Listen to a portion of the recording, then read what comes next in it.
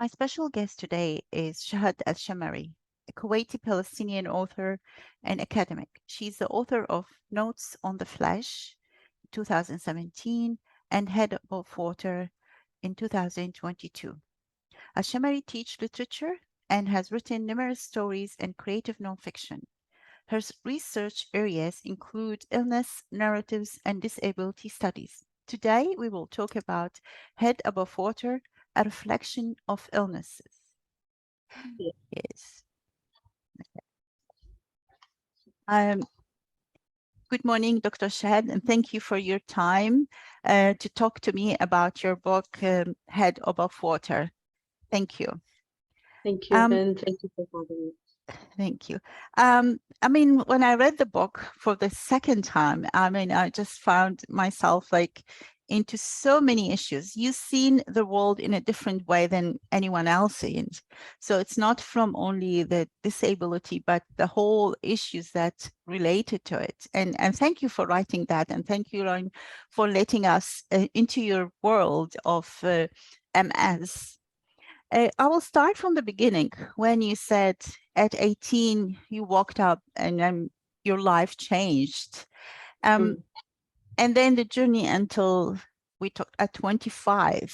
And I'm sure you talked about it in the book. Um, Mm. can you tell us more about it? I mean, what was the feeling for 18 years old who is like have the world in front of her and suddenly she has to change everything?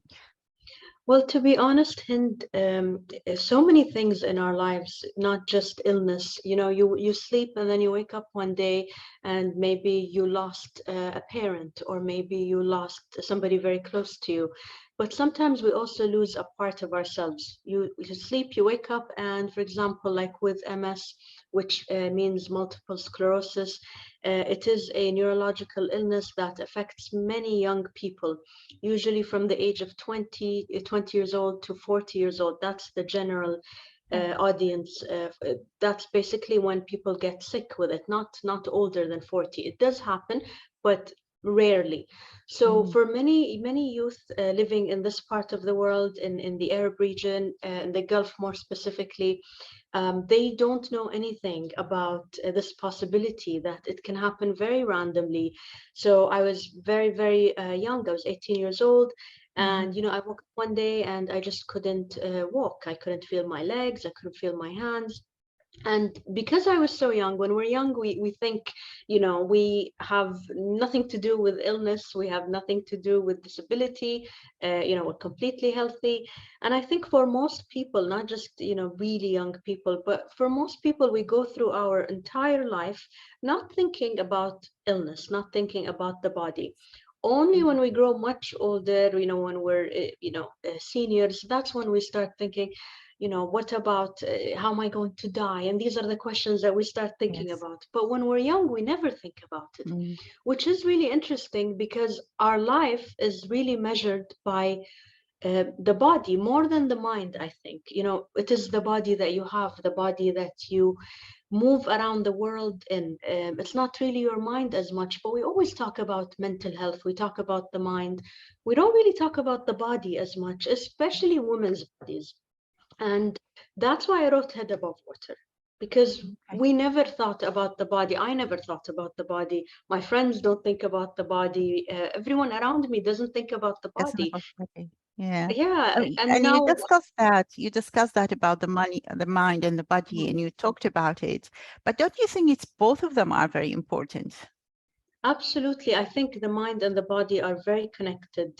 I'm just seeing that a lot of focus now is on mental health Mental rather health. than Yeah. physical health. Even on social media, you know, they keep posting things, take care of your mind, your mental health, which is important.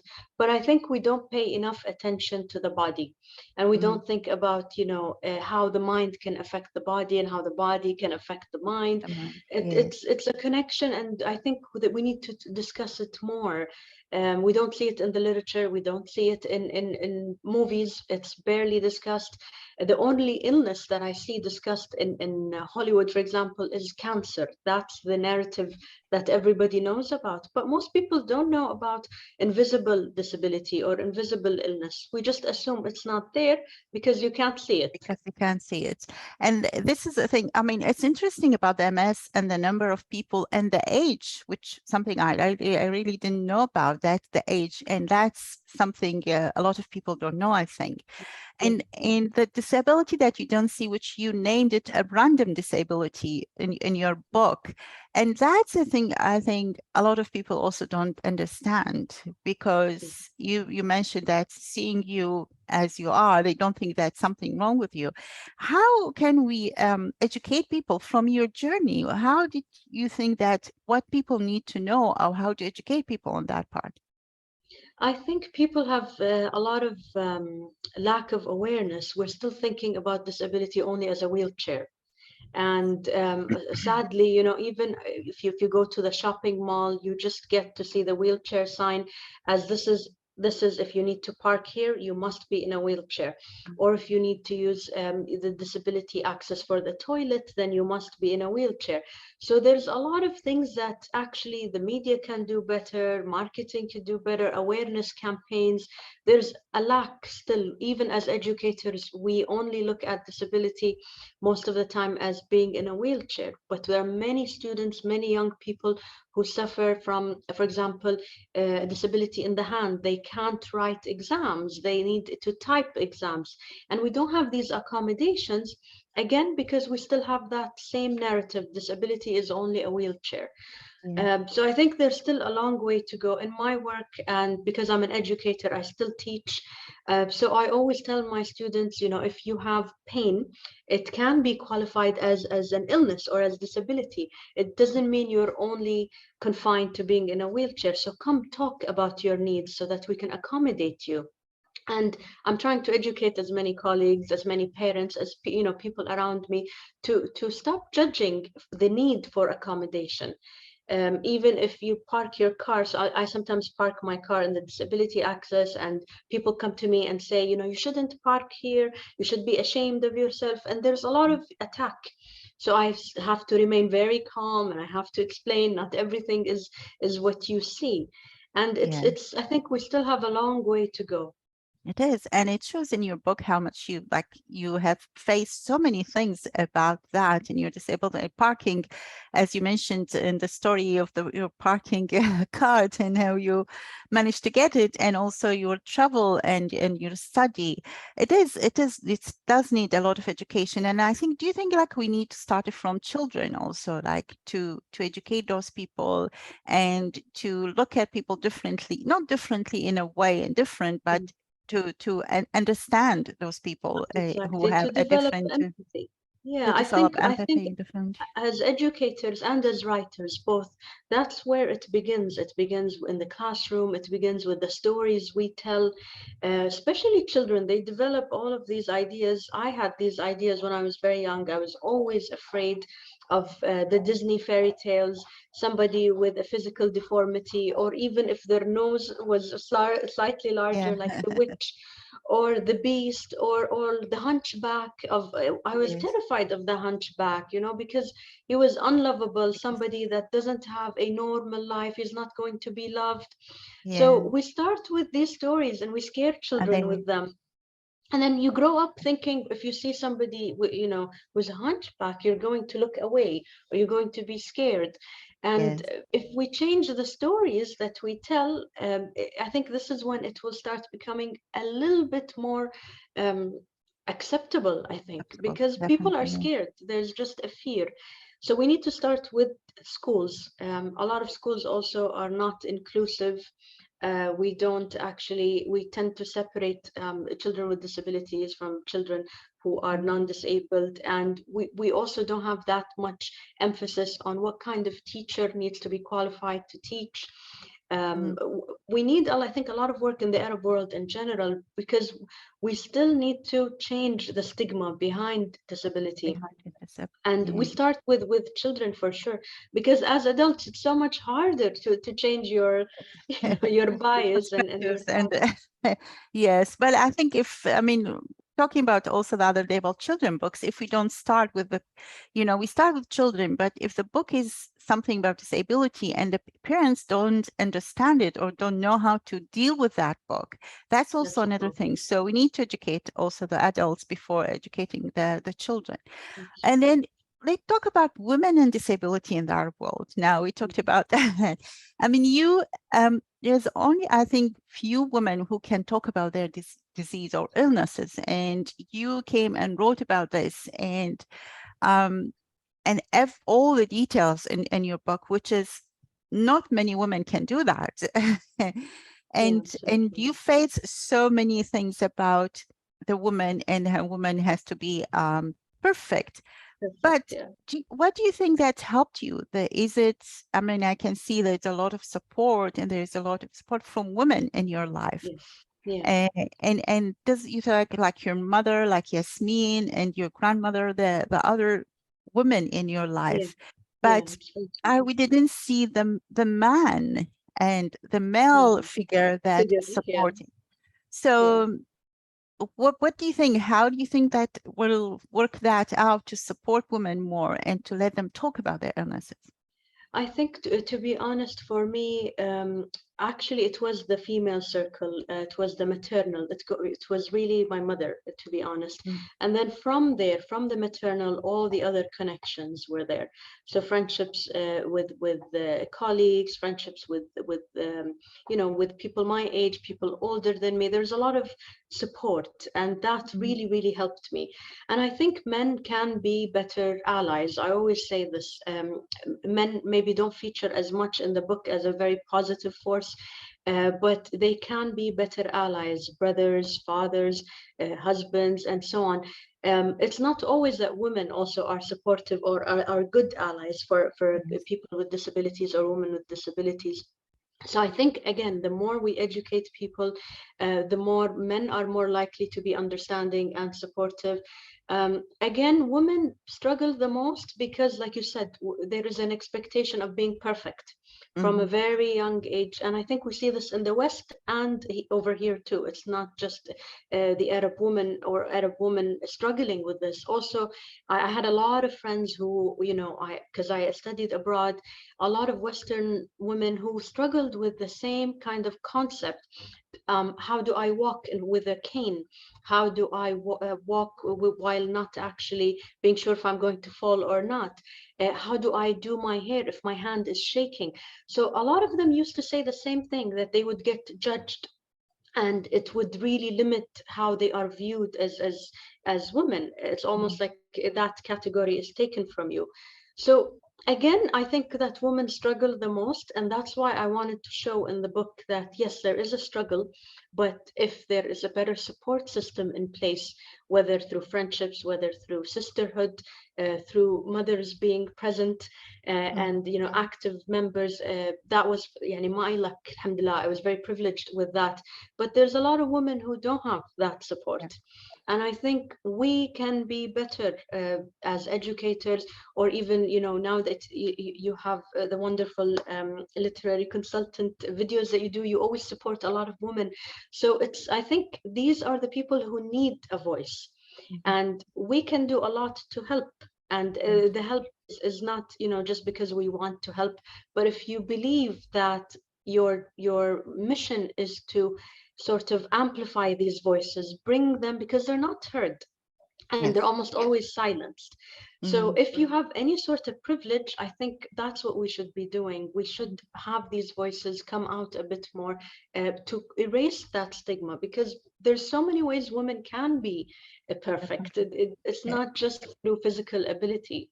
Definitely, definitely. But don't you think now with the social media and the perfection of social media with all the filters, don't you think it's that more more difficult, especially for young people? Because even if they don't have any disability, now they are suffering from so many things. Yeah, So, I absolutely. mean, you need really to educate them that they need to avoid these things to get in that.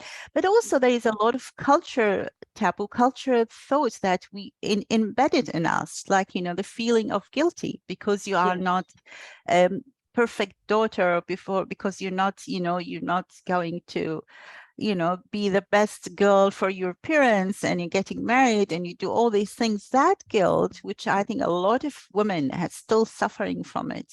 Yes, And yes, that's also, it's a big part. I mean, I hear it from so many women, even if they're not disabled, but they have other issues in their life. yeah, And the problem is the culture also still encourage that goal. So yeah, how do yeah. we go over it? How uh, you manage, I mean, you have the support, but what do you think? What do you say to other women to get over this? Well, to be honest, because again, I am around a lot of young people. I teach 18, 19 years old Yes. students, and a lot of girls, I see them, they really struggle to even stand up and give a presentation. Some of them will actually fall, they will faint from the fear. And Mm, that's because there's zero self-confidence, there's a lot of shame. We don't even give them the opportunity to stand up and speak. They're so used to being silenced. silence, yeah. And that's so hard to get out of. So I try personally, one on one, I start talking to them. I say, you're very smart. Where does this come from? Why are you so afraid? And I know where it comes from. Like you said, it's the guilting, the shaming, Yeah. everything is not allowed. And it's really sad because there's so much knowledge and there's so much that they want to share. For me, I think because I actually fell in love with books very early on. So for me, storytelling and really literature saved my life. I read Arabic books, English books, classics, poetry, things I liked, things I didn't like. And I still say, really more than anything, reading and literature saves lives. And this is where now we're losing that, like you said, because of social media. Mm, There's a lot of interest in watching a reel instead of reading a book, yes. and capacity to actually really stay connected to a book is very limited. Yeah. Reading a full novel, now people will hesitate to read a full novel. Most of my Mhm. students say, please give me the summary. And Yeah. it's so sad, but reading was therapeutic, I think, for me. And I see it now with a lot of students who actually start seeing the power of storytelling and literature.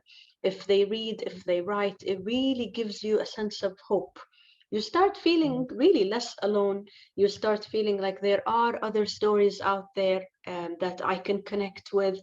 And that's how I started sort of navigating the guilt, like you said, the shame, starting to see that there are other women in history, ever since Shahrazad, 1001 Nights, that power of storytelling, that's what kept her alive, and it kept so many other women alive too. Yes. Yes.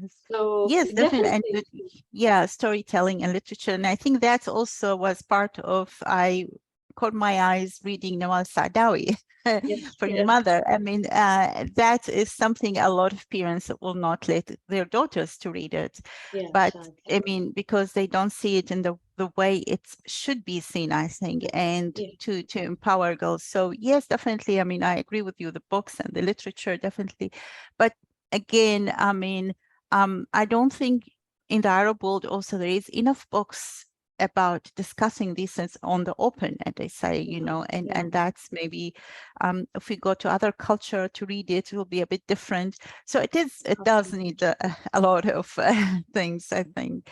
And you And also you talked about, interviewed, yes, go ahead. I was going to say you interviewed a wonderful storyteller the other day, ماذا على وجهك, it was called. yes, yes, Beautiful, you, and she's a writer yes. who's working on something very powerful. Yes, I mean, that's very interesting because I was looking for books about children like with Hmm. illness or disability, Yeah. and she is really young, and there was another one, another author about Down syndrome, which is she Wow. also wrote it very beautiful in a beautiful way, like, the child will understand it, but it's not Hmm. like, pushing them to understand it, but was very nice to explain what this child feel or how he things Wow. like that. Yeah. Yeah. So, I mean, there is now a bit going on, but Hmm. I still think, from experience, I think a lot of parents and teachers need to be Yeah. educated. Yeah. You're right. That's when we Yeah. we we we go through that again, because also there's children who doesn't, have attention at the class and all Hmm. these things, but Hmm. we don't look further why the child is like Yeah. that. So Yeah. that's yeah, yeah. It's another subject we can talk about. I don't want to go far away from your book. You talked about language also, and Mm, the language failed you, or you failed the language. And mm, let's go deep into that part, because it's not only about your ability, where you had sometimes difficulty, but went through in the time of you couldn't speak your Palestinian language, dialect yes. about that. Mm. And that's really fascinates me. And that's I just want to say sorry about the Iraq invasion of Kuwait. That's and so, I mean, the first thing, tell us about your difficulty with the language. What happened to you at that time? Well, with language and again dialects specifically, so I speak two dialects, Palestinian and Kuwaiti, and if so, my Arabic is a mix of languages. But I also speak English. I write in English now, not in Arabic, because I was schooled in English schools, Mhm. so the language of instruction was English. So language became very much complex, very complicated, and I think for a lot of people nowadays, I see this as more common than before. Most people now speak Arabic and English. They're bilingual. They will do some code switching, which is when you actually move between languages. And now it's becoming more accepted, more normalized even. But when I was growing up, there was always the shaming of why don't you use your father's language rather than mother's language, which is a patriarchal way also of saying, the girl must speak the way her father does, not the way her mother does. And of course, during that time of the invasion, there was a lot of racism, there was a lot of stigma, there was a lot of complicated cultural issues. And so the safer language to speak, or safer dialect to speak was Kuwaiti rather than Right. Palestinian. Yeah. And it's a long political subject, which I'm sure a lot of people have some background on, but it's interesting to think about how all of this has affected people on a personal level. So a Mhm. political situation also affected people personally. Uh-huh. And Mhm. language is something we don't also think about. You speak whatever language you're brought up with, but when you're brought up with multiple languages and you're schooled in a different languages, identity becomes a very interesting question. Mhm. And because I'm also a scholar of literature, so I'm always interested in the question of language. Why is there so much emphasis on using mother tongue, which in my case is Arabic, but then if you use English, you are also guilted and shamed. So we're back Yes. into the Yes. same issues really. The same issues. Um, Yeah. and aren't you supposed to be speaking in this language and writing only in this language? It makes you a betrayer of the Arabic language if you write in English. And again, so many stigma around what we expect from the Arab author. The Yeah. same way, what do we expect from the perfect woman? So Yeah. there's always this question of trying to fit into a certain category for society. And Mhm. to be honest, after many years of being a scholar of literature, I began to accept that it's okay. But it was a long journey, and I still tell my students it's okay if you feel the need to speak in two languages, or if you feel the Yes. need to write in one language rather than the other. And And there's so much guilt, even still, when I talk to them, they say, yeah, but I don't want people to think I'm not really Arab, or I'm not really whatever, that stigma again. So the guilt and the shame of writing in a different language, of speaking in a certain dialect, it's all connected to how we try to control what we expect of others, what we expect of each other, what we expect of women, what we expect of men. So I think that we need a bit more flexibility when it comes to language. Yeah, definitely. And I think it's as you said, it's changing a bit slowly, and people start accepting that. I mean, definitely a lot of people who are against people speaking English, well, they're Arabs because they want, but I think speaking the other language, writing in another language is actually you will yeah, the world will know about you, because if we keep it in our language, no one will know what's happening in this part of the world. So, Yeah, I mean, that's the benefit of it in one way.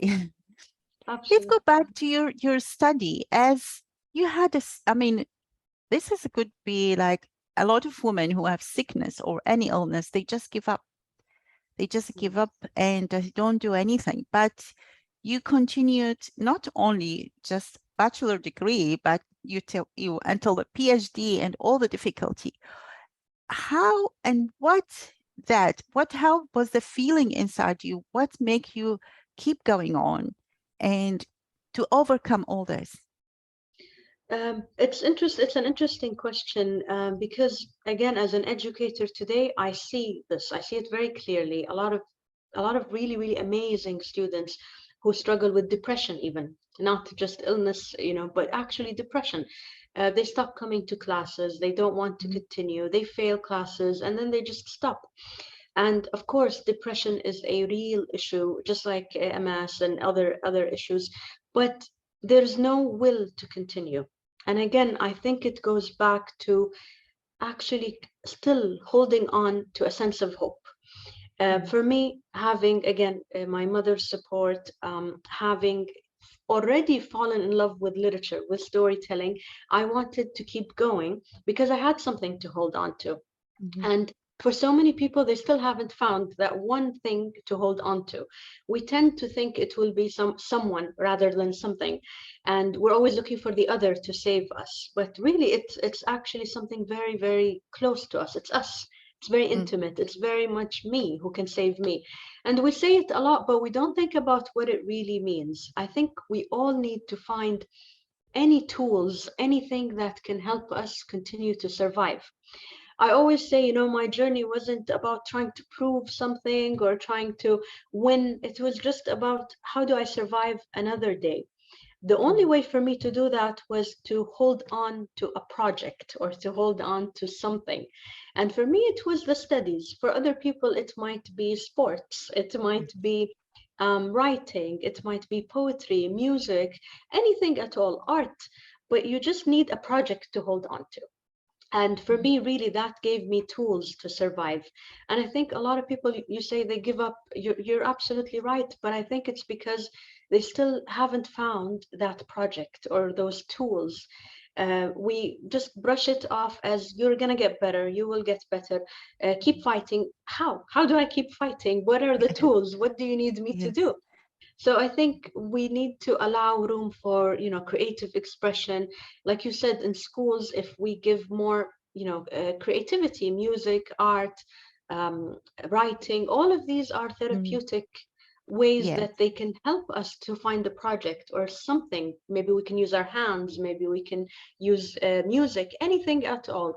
So Anything. for me, Mm, again, I was lucky, I think, because I had a project. It was not about I must get to the finishing line, I must get a high degree. It was just I wanted more. And mhm. if you fall in love with anything or if you're passionate about anything, you will keep doing it. Uh, Yes. No. and I'm sure you understand, like the Yeah. literary consultant, you keep getting more and more interesting people because it's Yes. feeding you too. It's definitely creative in every shape of it. It's literature, writing, reading. It does give you that power or that encouragement to go on. And you're very. I mean, I hope a lot of women will hear you that because they need to have something to follow a dream, a passion, or something that will keep them going. And because sometimes it's a small illness or a depression and they just give up on their life. But as you said, a lot, and again, as you said, the schools and the homes and all that, we need to give up on. You have to have the perfect degree because Yeah, you have to be that person. yeah, But as you say, Imani, the degree was for you not because of the degree, but because of something you wanted, you loved, and that's absolutely. hopefully that will go. Um, Now let's talk about the homeland. And in here you said I think it's very interesting about home is only my body, but my body doesn't look like mine Mm, anytime. I feel rejected. And then you discussed about the homeland. I think mm, the environment you are in shape you, she would say. I think that's from your mother said that. So home land and your home and mm. but um tell us more about this. How, what is, was it was meant to you when you felt like your body was failing, and when you said there's something like you said, you are my home, or my body, my Yeah. home, or Mm. all these things. So Yeah. I think for a lot of us, when we actually start thinking about home, we don't think about the body as home. But this is what you're born with. This is actually your closest definition to the idea of home. We think of mhm, home as geographical, but the first geography is your body. So number one, the gender, the sex you're born with. Who are you? Who are you? Are you able-bodied or disabled? You navigate the world through this body that you have. And now, because of COVID, a lot of people started realizing that your body can go away from you any day. You can actually get COVID and then you don't recover. You have what we call long COVID now, and you have fatigue, you have tiredness, and then they start feeling like this body is not my body. I'm young, I'm not supposed to be feeling this way. yes, So we feel rejected, we feel this shock.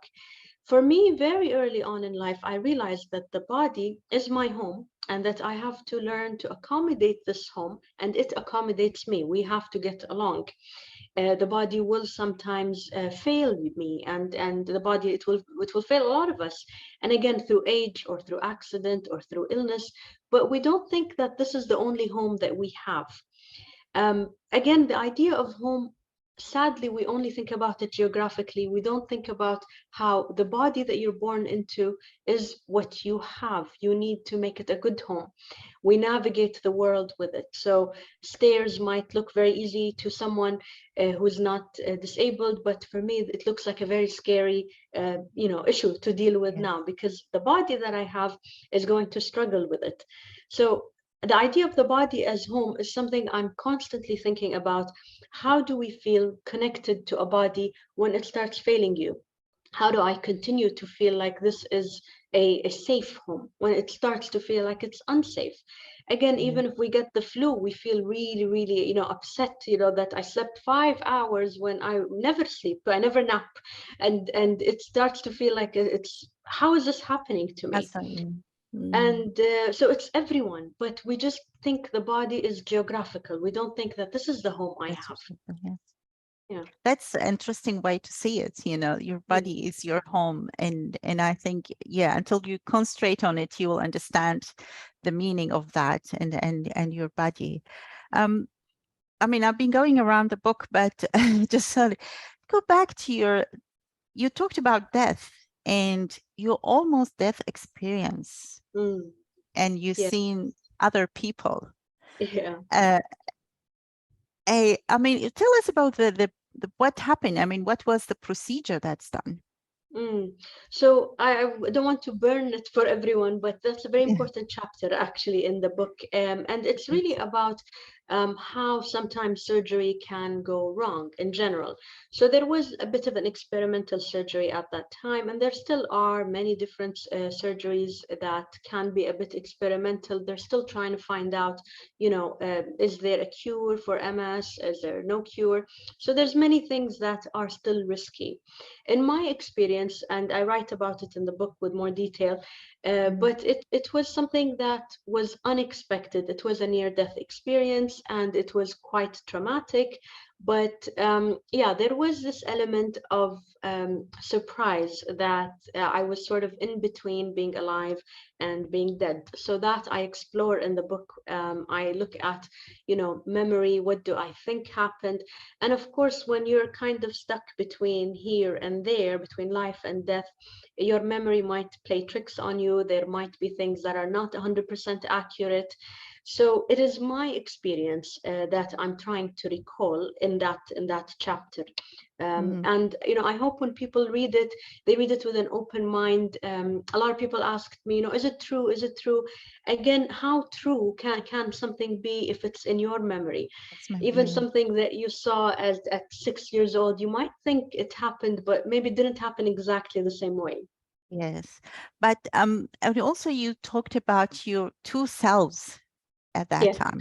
yeah, You talked yeah, about the self that's already went there, and the self yeah, was there. yeah. And did you feel that? Did you feel that? It's just two selves that you had at that time. Yes, yeah, exactly. And that's again explained a bit more in the book. It is a little bit confusing, I think, for someone to understand the idea of two selves. But I feel that there's always an older self and a younger self in everything in life. You're always reflecting on a certain experience. So sometimes you're looking at yourself from a distance, and I use that in the chapter to kind of explain how we can be in two places at one time. Yes, yeah, it's very, very good. And also in that, I mean, as you said, it was either a dream or your mind was working on that, and you saw people, you Yeah, met yeah, people at yeah, that time. yeah, yeah. And I understand a lot of people will say, it's not True. possible or Yeah, it's not yeah. things, but as you say, the mind can play around and can do other Absolutely. things. Yes. And the stories that you told about these people, do you think these stories or these people you saw, it was your unconscious mind wanted this information or it just happened to come to you? I think, yeah, there's of course the unconscious there playing, tricks on you. Of course, there are stories that, were added into the book. They're not all 100% true. There's always also with narrative nonfiction, because it is narrative, so you can use composite characters, you Yeah. can use things that aren't actually real, didn't actually happen, but to send a bit of a thematic idea with the general theme of the book. So I Mm, wanted to mm, talk about some marginalized people in society. I wanted to talk about, again, expectations that parents have, expectations that we tend to have that can be harmful for people.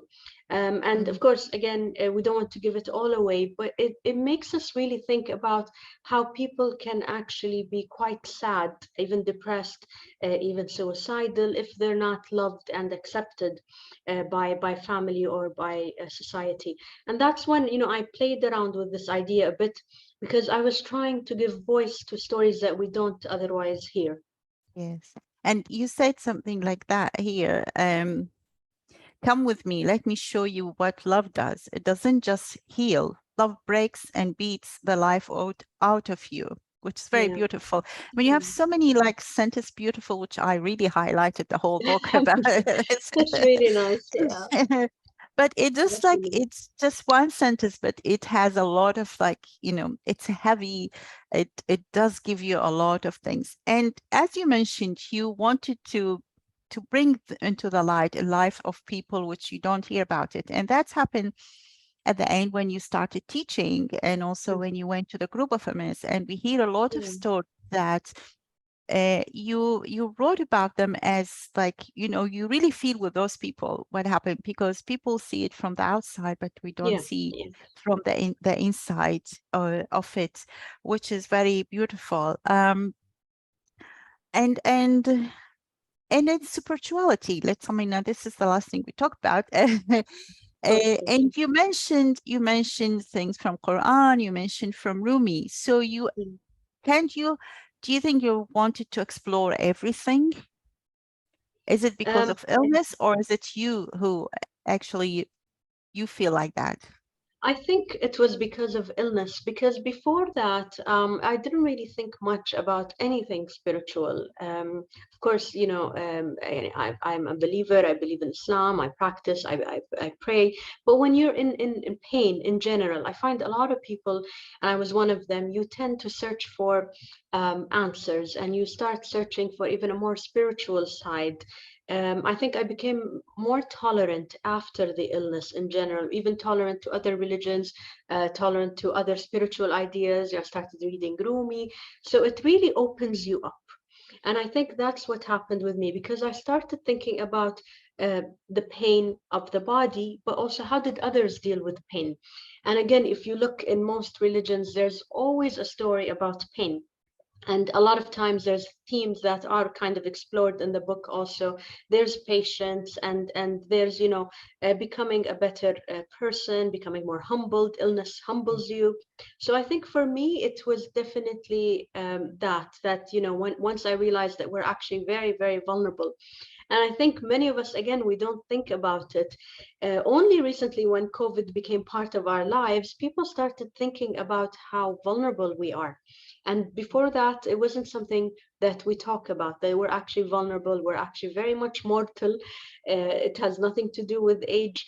So for me, I find that spirituality and reading about different religions and, diving into this idea of where are we going, who are we, how do we survive, it was quite helpful for me.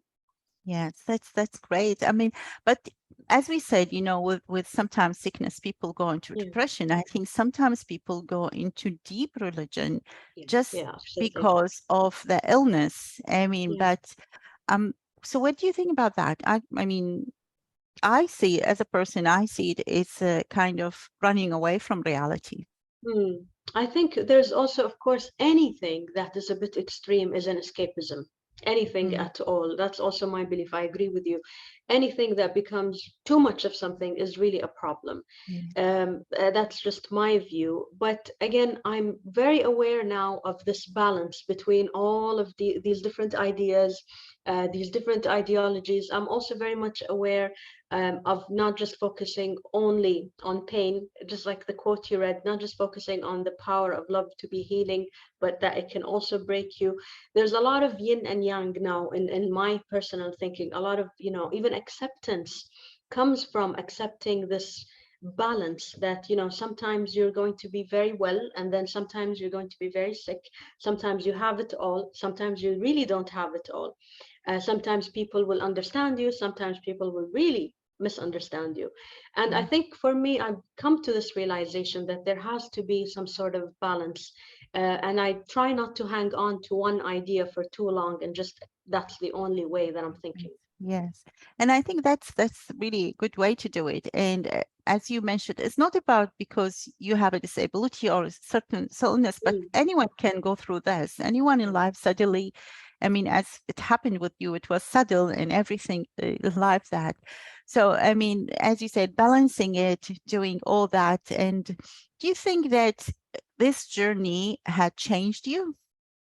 I think absolutely. I think if I actually didn't have this experience of illness, then I think I would have been quite limited in the way I look at life. I would have more entitlement. I think it made me discover that life does not owe me anything. And when I was younger, I felt everything was supposed to be given to me, ready Yeah. for me. I felt that a lot of entitlement, but at that time I didn't call it entitlement. I just felt that I deserve the best of the best and so on. But with this humble kind of mentality, it came from understanding that, again, we're very, very vulnerable creatures. And now I'm quite more aware of other people's experiences. If I go somewhere, I will actually look and see, are there any accessibility here? Do they have elevators? Before, I never thought about it for other Yeah. people also.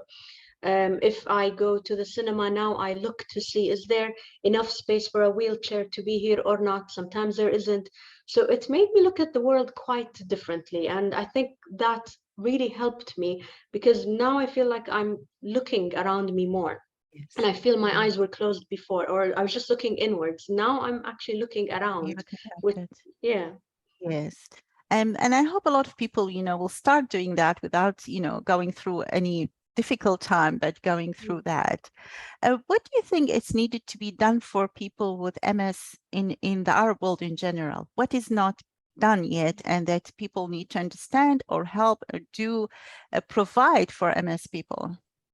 So I think, from my understanding, the UAE is doing a very good job with that. That's what I've seen. There are some campaigns.